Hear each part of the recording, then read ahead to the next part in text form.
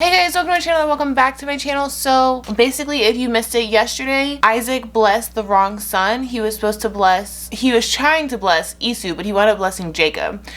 And it turns out that was because God had originally said that he was going to bless Jacob, but Isaac was trying to go against God. And so basically, God's will happened regardless, you know what I mean? Also, Jesus healed a paralyzed man and kind of got like mad at the Pharisees because they were like, why don't your disciples fast? Like, why this, that, why that? And Jesus said, do wedding guests mourn? So basically that's where we're at. And now we are on Genesis chapter 28 verse 1 through 29 verse 35. This one is a little bit longer, and as always, I'm late for work, so I'm going to try not to stop and talk as much today.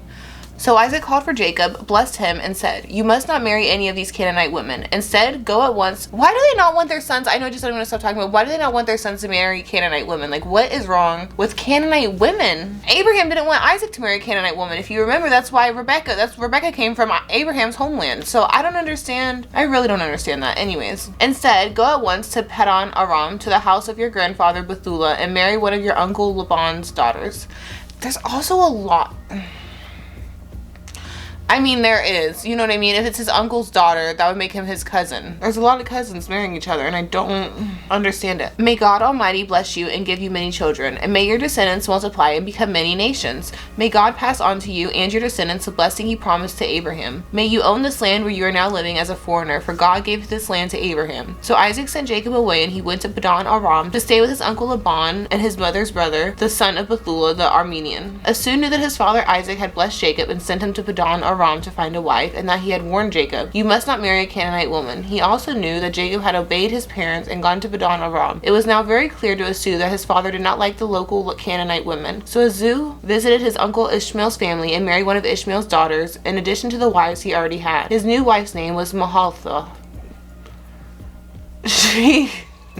She was a sister of Nebaioth and the daughter of Ishmael, Abraham's son. Meanwhile, Jacob left Beersheba and traveled toward Haran. At sundown, he arrived at a good place to set up camp and stopped there for the night. Jacob found a stone to rest his head against and lay down to sleep. As he slept, he dreamed of a stairway that reached from the earth up to heaven, and he saw the angels of God going up and down the stairway. At the top of the stairway stood the Lord, and he said, I am the Lord, the God of your father Abraham and the God of your father Isaac. The ground you are lying on belongs to you. I am giving it to you and your descendants. Your descendants will be numerous as the dust of the earth. They will spread out in all directions, to the west and to the east, to the north and the south, and all the families of the earth will be blessed through you and your descendants. What's more, I am with you. I will protect you wherever you go. One day I will bring you back to this land. I will not leave you until I have finished giving you everything I have promised you. Then Jacob awoke from his sleep and said, surely the Lord is in this place, and I wasn't even aware of it. But he was also afraid and said, what an awesome place this is. It is none other than the house of God, the very gateway to heaven. The next morning Jacob got up very early. He took the stone he had rested his head against, and he set it up right as a memorial pillar. Then he poured olive oil over it. He named that place Bethel, which means house of God, although it was previously called Luz.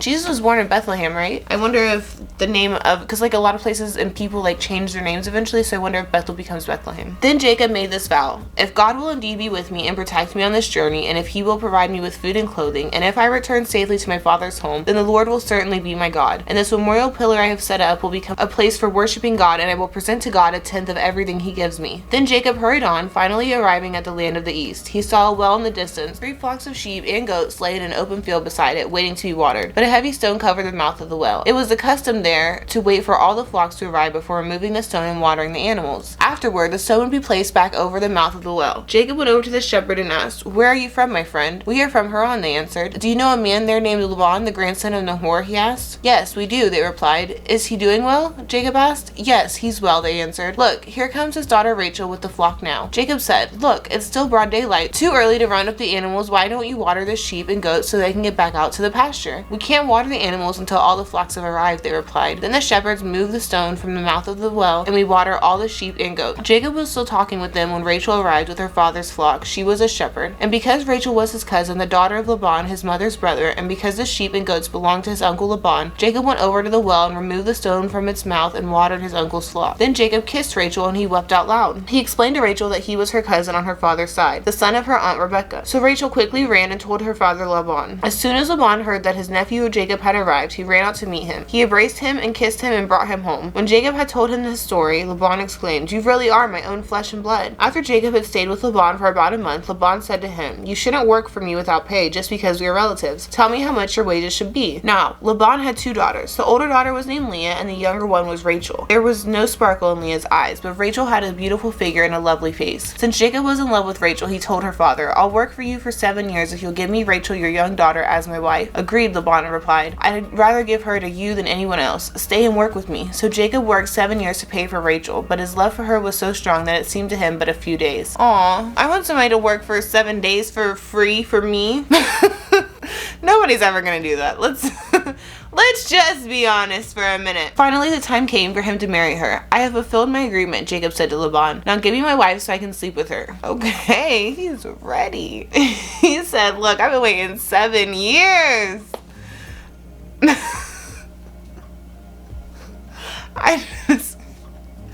I think it's, I don't know why that just throws me off. They talk about sex a lot, I feel, right? But I guess maybe it's like a covenant, like, right? Isn't that what sex is, like, technically, biblically speaking? Anyways, okay. So Laban invited everyone in the neighborhood and prepared a wedding feast. But that night, when it was dark, Laban took Leah to Jacob and he slept with her. Laban had given Leah a servant, Zilpah, to be her maid. But when Jacob woke up in the morning, it was Leah. "What have you done to me?" Jacob raged at Laban. "I worked 7 years for Rachel. Why have you tricked me?" "It's not our custom here to marry off a younger daughter ahead of the firstborn," Laban replied. "But wait until the bridal week is over, then we'll give you Rachel too, provided you promise to work another 7 years for me." So Jacob agreed to work 7 more years. A week after Jacob had married Leah, Laban gave him Rachel too. Laban gave Rachel a servant, Bilhah, to be her maid. So Jacob slept with Rachel too, and he loved her much more than Leah. He then stayed and worked for Laban the additional 7 years. When the Lord saw that Leah was unloved, he enabled her to have children, but Rachel could not conceive. So Leah became pregnant and gave birth to a son. She named him Reuben, for she said, "The Lord has noticed my misery, and now my husband will love me." She soon became pregnant again and gave birth to another son. She named him Simon, for she said, "The Lord heard that I was unloved and has given me another son." Then she became pregnant a third.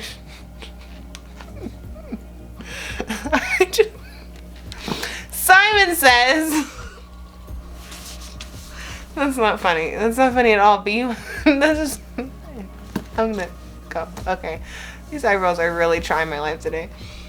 Then she became,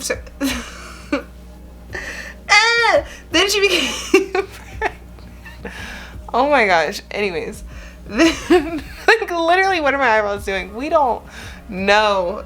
Then she became pregnant a third time and gave birth to another son. He was named Levi, for she said, "Surely this time my husband will feel affection for me, since I have given him 3 sons." Once again, Leah became pregnant and gave birth to another son. She named him Judah, for she said, "Now I will praise the Lord," and then she stopped having children. As Jesus was saying this, so we're now on Matthew chapter 9, verse 18 through 38. As Jesus was saying this, the leader of a synagogue came and knelt before him. "My daughter has just died," he said, "but you can bring her back to life again if you just come and lay your hand on her." So Jesus and his disciples got up and went with him. Just then, a woman who had suffered for 12 years with constant bleeding came up from behind him. She touched the fringe of his robe, for she thought, "If I can just touch his robe, I will be healed." Jesus turned around, and when he saw her, he said, "Daughter, be encouraged. Your faith has made you well." And the woman was healed at that moment. When Jesus arrived at the official's home, he saw the noisy crowd and heard the funeral music. "Get out," he told them. "The girl isn't dead, she's only asleep." But the crowd laughed at him. After the crowd was put outside, however, Jesus went in and took the girl by the hand, and she stood up. The report of this miracle swept through the entire countryside. After Jesus left the girl's home, 2 blind men followed along behind him,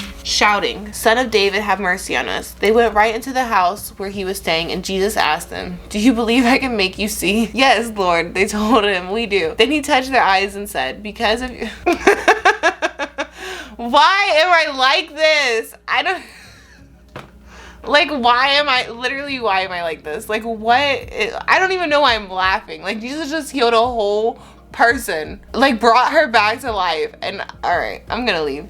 So they went right into the house where he was staying, and Jesus asked them, "Do you believe I can make you see?" "Yes, Lord," they told him, "we do." Then he touched their eyes and said, "Because of your faith, it will happen." Then their eyes were opened and they could see. Jesus sternly warned them, "Don't tell anyone about this," but instead they went out and spread his fame all over the region. When they left, a demon-possessed man who couldn't speak was brought to Jesus. So Jesus cast out the demon, and then the man began to speak. The crowds were amazed. Nothing like this had ever happened in Israel, they exclaimed. But the Pharisees said, "He can cast out demons because he is empowered by the prince of demons." Jeez Louise. Okay, that's a strong claim to make about Jesus. Jesus traveled through all the towns and villages of that area, teaching in the synagogues and announcing the good news about the kingdom, and he healed every kind of disease and illness. When he saw the crowds, he had compassion on them because they were confused and helpless, like sheep without a shepherd. He said to his disciples, "The harvest is great, but the workers are few. So pray to the Lord who is in charge of the harvest. Ask him to send more workers into his fields." I just got so lost because I thought he was actually talking about like a harvest, but he wasn't talking about a harvest. I think he was talking about the people, like the people were the harvest. So now we are on Psalm chapter 11 verse 1 through 7. "I trust in the Lord for protection. So why do you say to me, 'Fly like a bird to the mountains for safety'? The wicked are stringing their bows and fitting their arrows on the bowstrings. They shoot from the shadows at those whose hearts are right. The foundations of law and order have collapsed. What can the righteous do? But the Lord in his holy temple, the Lord still rules from heaven. He watches everyone closely, examining every person on earth. The Lord examines both the righteous and the wicked. He hates those who love violence. He will rain down blazing coals and burning sulfur on the wicked, punishing them with scorching winds. For the righteous Lord loves justice. The virtuous will see his face." And now we're on Proverbs chapter 3 verse 11 through 12. "My child, don't reject the Lord's discipline, and don't be upset when he corrects you. For the Lord corrects those he loves, just as a father corrects a child in whom he delights." Oh, I needed that one today. Because I don't think if it's just me, but like sometimes whenever like I feel like a conviction and like I shouldn't be doing this or something like that, like I do get upset sometimes. I'm like, okay, but like why? Like it's not that deep. Like it's gonna be fine. Like, you know what I mean? Like sometimes it gets like annoying. But you want to know something? It's like because he loves us and he wants us to prosper and he wants us to do what's right. You know what I mean? So I think that one was good for me. And also it's not always like, you know, like a crazy conviction, but like just like even remembering, like I'll think back to like a Bible verse, right? Like I'll think back to like where I read, like where we read that you're not supposed to call somebody stupid, right? And then I'm like, ugh, but this person is being really stupid. You know what I mean? Like this person is being an idiot. So what am I supposed to do? Like that type of moment, you know what I mean? And then I get frustrated because I'm like, I can't call him an idiot. Like, I'm not supposed to call them an idiot, but like everything in me wants to cuss this person out and like tell them to stop being an idiot. Stop being an idiot. And I can't, you know what I mean? Or I can, but I'm not supposed to. And sometimes that's annoying. You know what I mean? It just is what it is. Maybe I'm the only one like this. I'm not really sure. Let me know what you think. Do you call people idiots or do you just let them go? No, but I do know that like there's a reason for it. You know what I mean? Because the more stuff that I let go and the more stuff just in my life, right, that I think about and like try to have compassion for people and not get as angry and not get mad or whatever, like the better I feel, because it's not, I don't think, healthy at all. I know it's not healthy to just be like mad and angry and like arguing and fighting, and for what? You know what I mean? Like you could sit there and argue with somebody for 10 days and on the 11th day, like they're not gonna change their mind. Like nothing's gonna happen except for you're out of breath and stressed out and they are too. So I mean, I get that it's not, like it's stupid to sit there and argue with somebody. It's stupid to sit there and have hate in your heart and not forgive people, you know, 7 times 70. You turn the cheek, but sometimes it gets a little frustrating, especially when you weren't raised like that. You know what I mean? Like there's like, it's not as bad right recently, but growing up there was a lot of arguments, you know what I mean? Like a lot. So I don't know why I said it like that. Y'all, I gotta go to work. It's 3:45 and I have to be at work at 4:30 and my job is like 45 minutes away. So I should be leaving right now and I can't go wearing a Family Guy t-shirt. I just really can't do it. So and I'm tired. You want to know something? I'm always tired. Like I always am trying to give up shifts, and it's so crazy because like I need money and like I have no money. But like also, like I need sleep. Like everybody needs sleep. Sleep's an important thing to have. Do you know what I mean? Like sleep's important. I need it. You need it. Everybody needs it. And so I'm tired and I be trying to give up. I really do. I try to give up so many of my shifts because I just want to sleep. I don't know. I'm in a weird mood. So yeah. Let me know what y'all think is gonna happen tomorrow in the comments down below. Let me know what you think is gonna happen with Rachel. Let me know what you think is gonna happen with Leah. We know Leah just had 3 kids. Do you think God's gonna bless Rachel with a kid? That seems to be a theme. How do you think things are gonna go with Asu? Now that Jacob has the blessing and the wives. Let me know what you think in the comments below. I love you. Jesus loves you. Bye.